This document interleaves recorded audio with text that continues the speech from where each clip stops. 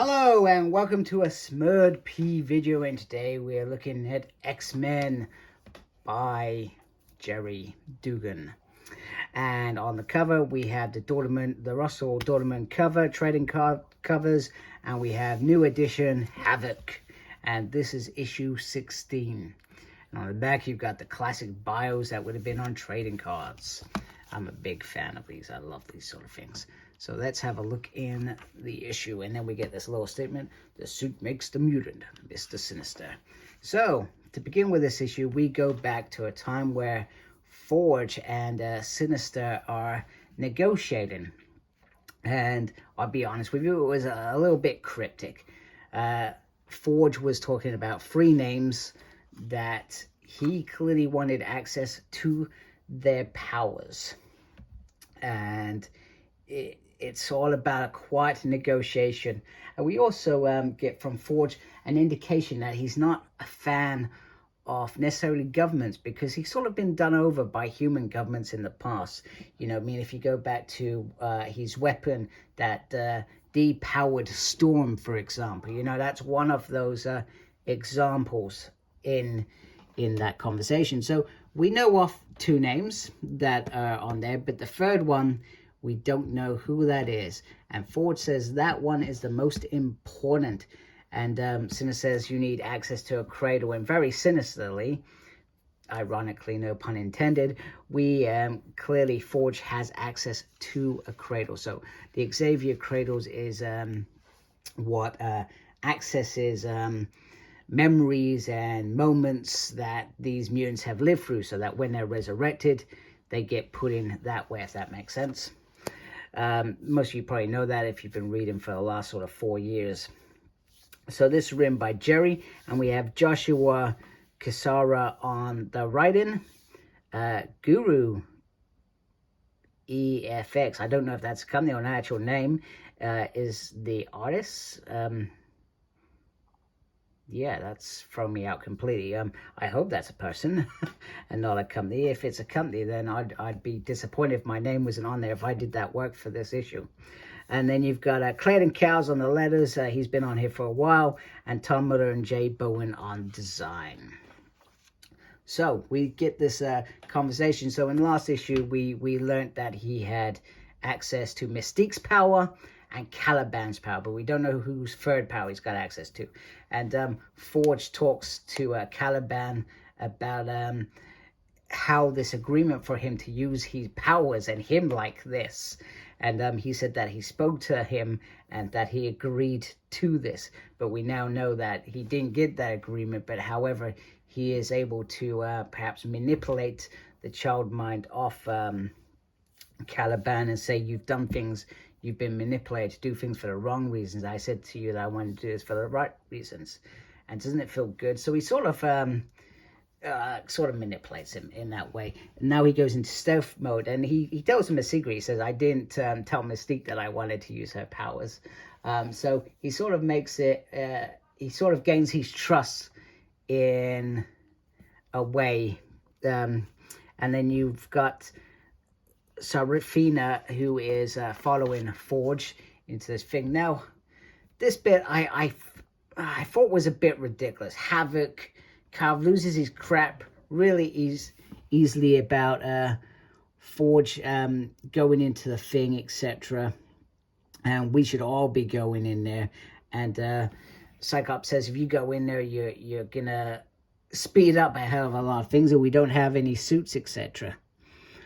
And he also makes this crack about, Cyclops makes this crack about, supposedly I was the one who had brain damage before. These guys have been dead several times, but we know that Cyclops hasn't particularly wanted to fix that element. He wanted to keep those elements that make him him. So then he says, oh, well, you didn't want me on the X-Men? He says, I don't pick the X-Men. And then Havoc goes, you, Mr. Scout, Mr. I am the X-Men, doesn't get a say in who is in the X-Men. And Cyclops says, no, I threw everything in with Forge because I wanted to know about this project, about didn't know it was a vault back then, but he wanted to know what Forge was up to. And he felt it was important to get to the bottom of that. rather than let it lie.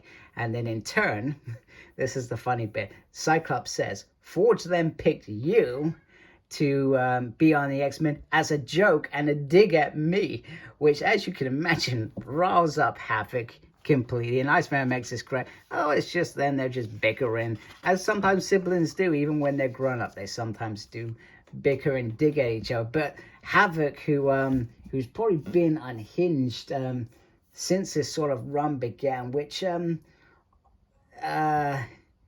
loses his crap. Now, I find this absolutely bizarre, because if we go back to when Havoc was in space, there was nothing unhinged there at all. Yeah, he was always living in Cyclops' shadow. He always felt he was in Cyclops' shadow. He always felt unsure about leadership compared to Cyclops, which is perfectly fine. And then he joined the Uncanny Avengers and led that team. So he's led plenty of teams. And then I guess the thing that we forget is in Axis, they vice versed him and he sort of became evil. But since then, he's been dead and whatnot. And let me just get my light to change a bit. And I just find this whole, and he was great in Hellions, but he was unhinged, obsessed with Maddie. And it just seems not off character, but this short fuse exploding. I still find it a bit bizarre that he's become this, I guess. So I'm not saying this right. I think it's quite interesting, but I want them to dig deeper. I want them to give us a reason. Why has he become this person? Because I honestly don't necessarily understand him. And by doing this, he actually causes a problem for the X-Men releasing one of the children off the vault. And then he tries to say sorry. So he's lost his crap, like many people in the world, me included. I've lost my crap as many others, and I won't be the first, I won't be the last. But he loses it, and then he apologized. Don't get me wrong, I've never hit somebody, just so I'm clear, I'm not that person. But I've raised my voice, etc. and walked out the room. So now they're in a battle. And Iceman wants to understand, are you Rogue strong, you Colossus strong? No, he is Hulk strong, and Iceman gets smashed, which is pretty fun. And then Jean tries to calm him down. He tries using a leg to knife people. And Firestar's a bit close, so Illyana has to send him, and she sends him to the Avengers, which is like a little joke. And she's like, oh, come on, really? And it's kind of a little bit fun and a little bit in jest. Meanwhile, this monster wants to get back in the vault so he can tell his friends, etc., what on earth is going on. And then Iceman tries to intervene. He gets smashed again. Then he says that Cyclops says Havoc, but Jean gets his optic visor in place. And he says to Havoc, don't hold back. This is Ben Grimm stronger than what we've got in our team, etc. So don't hold back. So they're not holding back. They're all going for it. And then eventually, by holding him down, Illyana gets the opportunity to get the connection back into place. And then Jean Grey does this role thing about it being a nightmare, this X-Men, and that they've still conquered the world, etc. And then Illyana just finishes up by saying, dude, what the... Do you know what I mean? It's quite comical. I've got to be honest. When the issue started in the film with Havoc, I thought, oh, am I really going to enjoy this issue? And actually, I have enjoyed it. It's been quite fun, because this bit could have easily been skipped, and they could have just done the bit children involved. But they did this a little bit. They gave a little bit of development with Havoc being on a team that potentially he's not happy on the team. And this is what Jean says. She says, we're trying to find our stride as a team, because there are literally a brand new team now. And some of these characters haven't worked together. Firestar's never really been... She's been in X-World, but she's never been part of an X-Men team like this.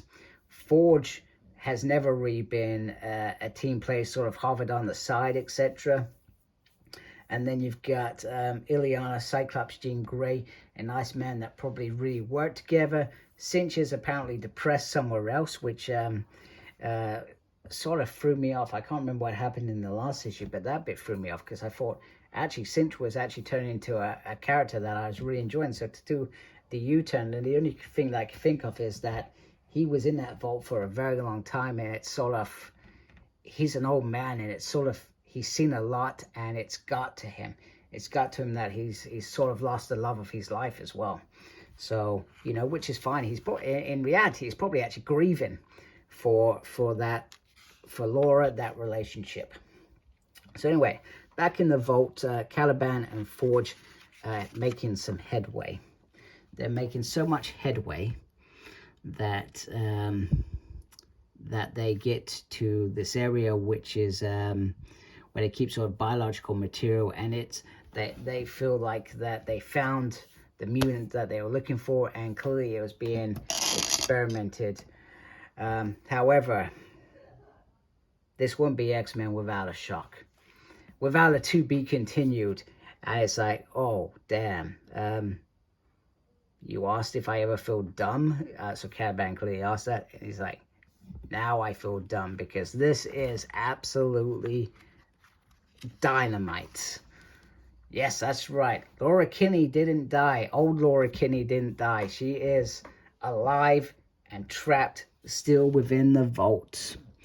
And it's certainly one of those days. We get this bit. I didn't even read this bit. But as far as we were aware in that Hickman's run, when they got out, Laura sacrificed herself for Cinch to get free, to share those memories with the rest, and, you know, what was going on in there. And Darwin was obviously trapped, so they went back in for Darwin, because Darwin, there's two things. Darwin could have been dangerous in terms of he could have been used to what's the word I'm looking for, used to,